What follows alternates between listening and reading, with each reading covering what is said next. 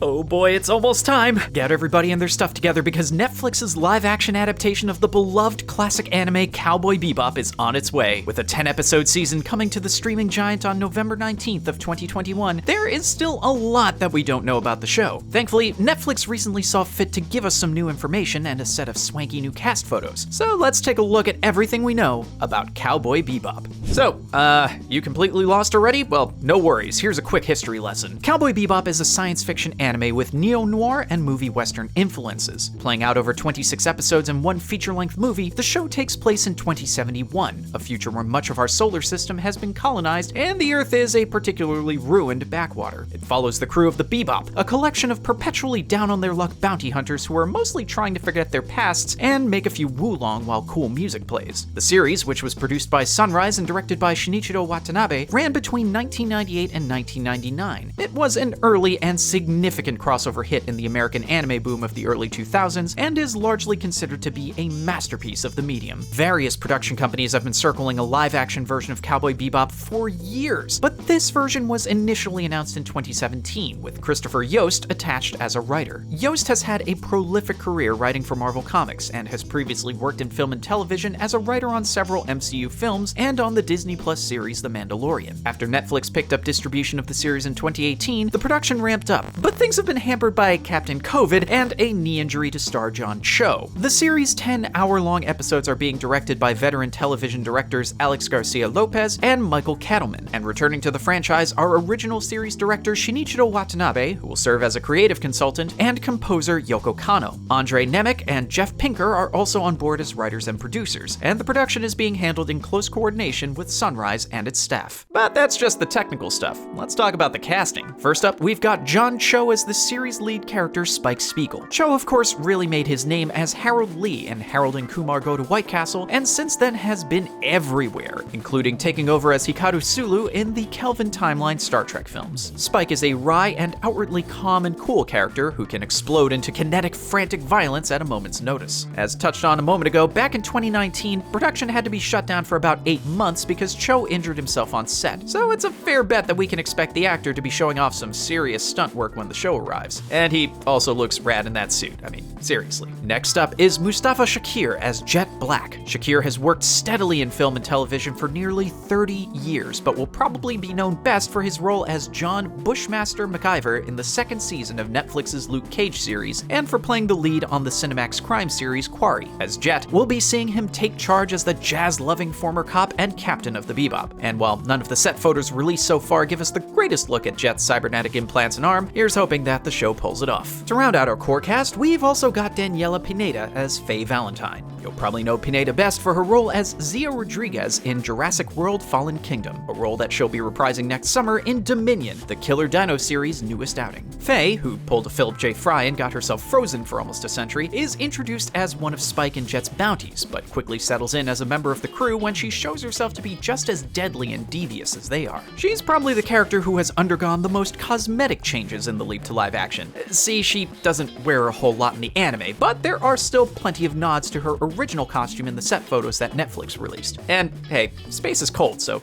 layering is important. Before we go, let's round things out with a couple of important supporting cast details. English theater actor Alex Hassel will be taking on Spike as Vicious, a, well, vicious crime lord from the bounty hunter's troubled past. We'll also be seeing TV actress Elena Satine as Julia, another figure from Spike's past and his greatest lost love. As for the young hacker who finds their way aboard the Bebop, Ed, there hasn't been any official word yet on if the character will even appear in this version. Thankfully though, we'll be seeing the super intelligent data dog Ein, played naturally enough by a Pembroke Welsh Corgi who was named for the original anime character. I'm sure that made it very easy to wrangle this good boy on set. And there you have it, all there is to know about the live-action Cowboy Bebop. A trove of information worthy of an episode of Big Shot for the Bounty Hunters. And I don't know about you, but we're looking forward to the trailer dropping for this one. Thanks for watching ScreenRant, and until next time, see ya, Space Cowboy.